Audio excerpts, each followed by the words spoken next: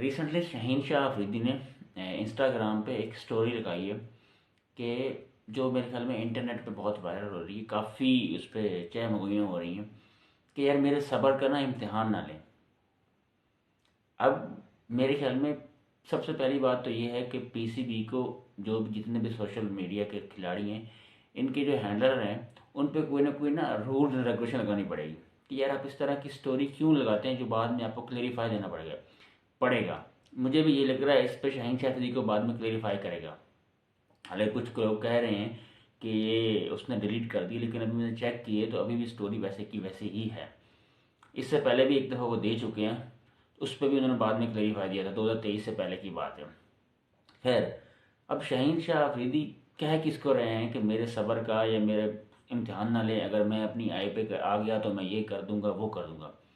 क्या वो बाबर आजम को कह रहे हैं? क्या वो मोहम्मद रिजवान को कह रहे हैं? या फिर पाकिस्तान क्रिकेट बोर्ड को कह रहे हैं? एक बात तो तय है, वो किसी न किसी को पैगाम दे रहे हैं।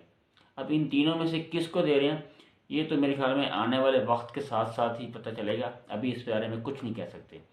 लेकिन हाँ, जो 3-4 माह में पीछे हुआ है, अगर उसका हम एक जायज़ा लें तो उसमें हमें नज़र आ जाता है कि ये किसको कह रहे हैं। शाहीन शाह अफरीदी को कप्तान बनाना पीएसएल की परफॉर्मेंस पे शायद गलत फैसला था, लेकिन जो मेथड था वो सही नहीं था, लेकिन डिसीजन सही था। फिर बाबर को कप्तानी से हटाना, वो डिसीजन सही था लेकिन मेथड सही नहीं था। और फिर दोबारा से शाहीन शाह अफरीदी को सिर्फ एक सीरीज़ की बेस पे हटाना, मेरे ख्याल में उसके साथ नाइंसाफ़ी है। अगर आप एक बंदे को 4 साल 4.5 साल दे रहे हैं तो मेरे ख्याल में इसको भी पूरा पूरा टाइम मिलना चाहिए था। जो आपने उसको एक सीरीज़ की बिना पर हटा दिया, ना उसको अपना कॉन्फिडेंस दिया, ना उनको एतमाद में लिया कि यार हम इस वजह से आपको हटा रहे हैं। अगर आप एक बंद तो एक वर्ल्ड कप उसको कप्तानी करें देते, हाँ उसको बैक करते कि यार आप जाएं एक वर्ल्ड कप में कप्तानी करें। 3 वर्ल्ड कप तो पहले वो बर्बाद कर चुका है ना आपके। तो एक वर्ल्ड कप ये भी चला जाता तो क्या मसला था। काकोल जाने से पहले जो बाबर आजम की वीडियो वायरल हुई थी चेयरमैन मोहसिन नकवी साथ, वो ऐसा लग रहा है जैसे कैंप से पहले ऑलरेडी एक प्लान चीज़ थी। जो लग रहा है कि वो पहले ऑलरेडी प्लान हुई थी और उनको बाद में रिलीज़ किया गया। फिर उसके बाद पीसीबी का शाहीन शाह अफरीदी का बयान रिलीज़ करना कि शाहीन शाह अफरीदी कह रहे हैं कि बाबर आजम को बैक करेंगे, इसी कप्तानी में मैं इसका साथ दूंगा, जहां मुझे इसकी ज़रूरत पड़ेगी बाबर आजम को मैं उसके साथ खड़ा हूँ। और बाद में थोड़ी ही देर बाद शाहीन शाह अफरीदी का उस पर रद्दमल आना कि यार मैंने ऐसे कोई बात ही नहीं की, बड़ा ही मिस हैंडल किया पीसीबी ने। अगर ऐसी बात है, फिर इसको बाद में मोहसिन नकवी ने शाहीन शाह अफरीदी को मिलकर इस चीज़ को सेटल डाउन किया और एतमाद में लिया शाहीन शाह अफरीदी को। वो कोई बात, वो तो बिल्कुल ही बैक करेगा, ऐसी कोई बात नहीं। लेकिन सवाल ये पैदा होता है कि सेम कंडीशन हमारी 2023 वर्ल्ड कप से पहले भी यही हाल था। जब आपको पता है वर्ल्ड कप खेलने के लिए टीम इंडिया गई हुई थी, वहाँ पे बाबर आजम साहब की चैट लीक होती है एक निजी टीवी के ऊपर। मेरे ख्याल में बड़ी पैथेटिक चीज़ है, चैट लीक होती है। फिर इनके अपना सेंट्रल कॉन्ट्रैक्ट के इशू चल रहे होते हैं कि हमारा सेंट्रल कॉन्ट्रैक्ट 3-3 4-4 माह की तनख्वाह नहीं मिलती। अभी भी वही, मेरे ख्याल में 2 महीने बाद आपका T20 वर्ल्ड कप है और सेम वही हो रहा है कि यार अभी भी आपके वही मसले मसाइल चल रहे हैं।